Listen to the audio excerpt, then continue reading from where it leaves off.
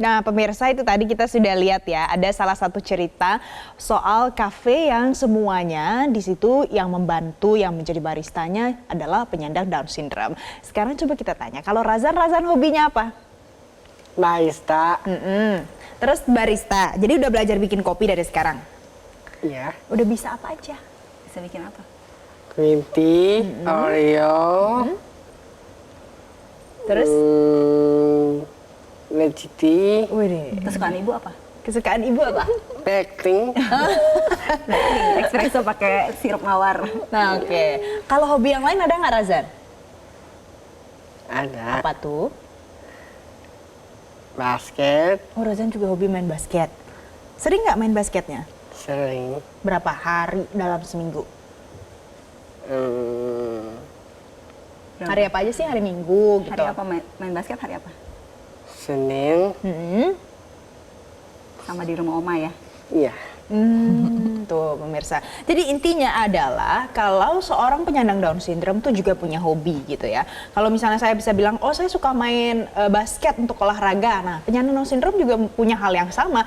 Nah, Mbak Tia, mengapa bisa ada stigma negatif yang muncul dari masyarakat? Ya. Sehingga membuat inklusivitas itu semakin susah terjadinya. Padahal sama saja. Ya, dalam upaya kita untuk mendorong inklusivitas hadir ke masyarakat, kita juga harus tahu nih kenapa masyarakat itu bisa melakukan tindakan-tindakan yang diskriminatif pada mereka yang merupakan penyandang disabilitas atau Down syndrome dalam khususnya ini. Pertama mungkin mereka nggak tahu gitu, tidak banyak tahu terkait dengan kondisi ini, begitu sehingga mereka perlu mendapatkan banyak edukasi maupun sosialisasi. Yang kedua adalah mereka tidak terbiasa berada bersama dengan mereka. Nah, pembiasaan itu mungkin bisa kita lakukan dengan menampilkan atau menyosialisasikan di media-media kita terkait dengan sosok seperti Razan begitu. Dan dalam hal ini upaya kita untuk semakin mendorong inklusivitas termasuk adalah melibatkan komunitas-komunitas tadi. Seperti tadi kan kafe itu juga bekerja sama dengan komunitas potas ya. Nah, ini semakin menunjukkan inklusivitas tuh di mana mereka yang normal bisa berdampingan juga dengan yang berkebutuhan khusus. Dan itu nggak aneh sebenarnya gitu. Karena mereka juga berhak berkembang, mereka juga berhak mendapatkan apresiasi dan tentu juga kebahagiaan dan hidup yang menyenangkan.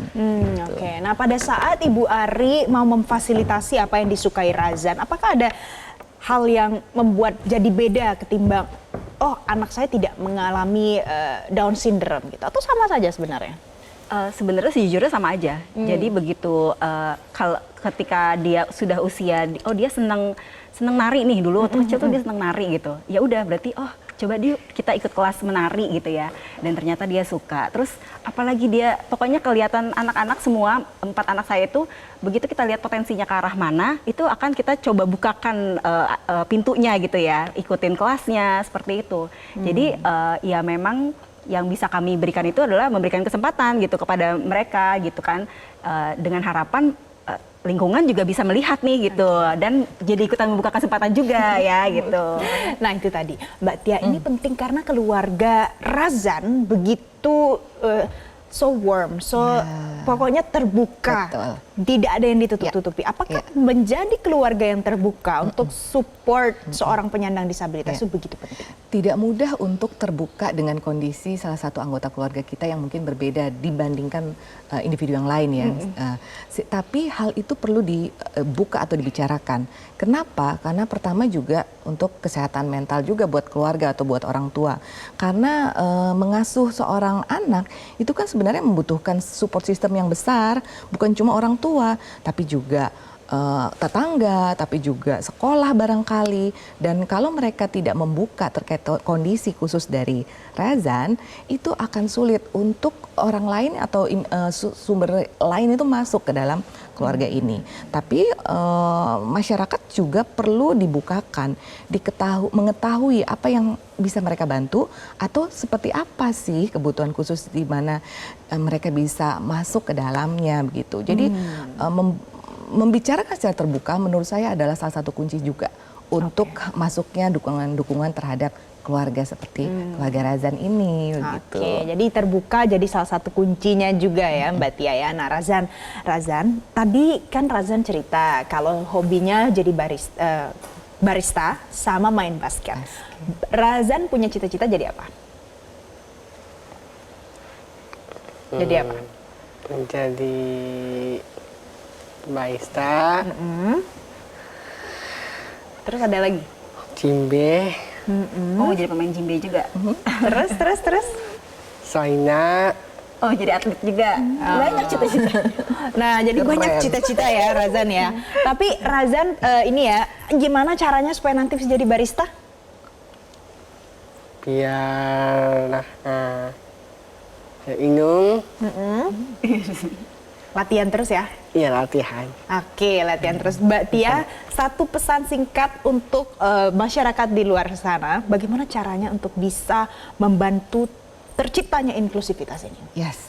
Pertama adalah memahami kondisi ini, bahwa individu dengan kebutuhan khusus Down syndrome khususnya itu memang ada aspek-aspek yang berbeda begitu, di mana mereka membutuhkan treatment khusus juga. Akan tetapi mereka juga sama dengan kita, membutuhkan kasih sayang, membutuhkan penerimaan dan juga berhak untuk berkembang secara optimal. Beri kesempatan itu seperti halnya kita memberikan kesempatan pada anak-anak kita yang lain, begitu. Jadi tidak ada yang berbeda ya, perlakuannya juga harus sama. Ibu Ari, terima kasih karena sudah menjadi contoh untuk masyarakat, untuk gaya seorang parentingnya seorang Ibu Ari. Dan akhirnya kita bisa melihat Razan hari ini, luar biasa. Sama saja dengan orang-orang lain yang katanya normal juga. Yang penting adalah tetap semangat ya Razan ya. Ah, gitu dong. Nanti mudah-mudahan Razan bisa jadi barista ya ke depannya. Amin. Mbak Tia, terima kasih karena sudah memberikan perspektif baru hari ini di Selamat Pagi Indonesia. Selamat Hari Down Syndrome. Selamat Hari Down Syndrome Internasional. Jangan lupa dirayakan ya pemirsa. Itu tadi perbincangan saya hari ini untuk Anda. Nanti usai jeda ada ulasan lain. Jelajahi cara baru mendapatkan informasi. Download Metro TV Extend sekarang.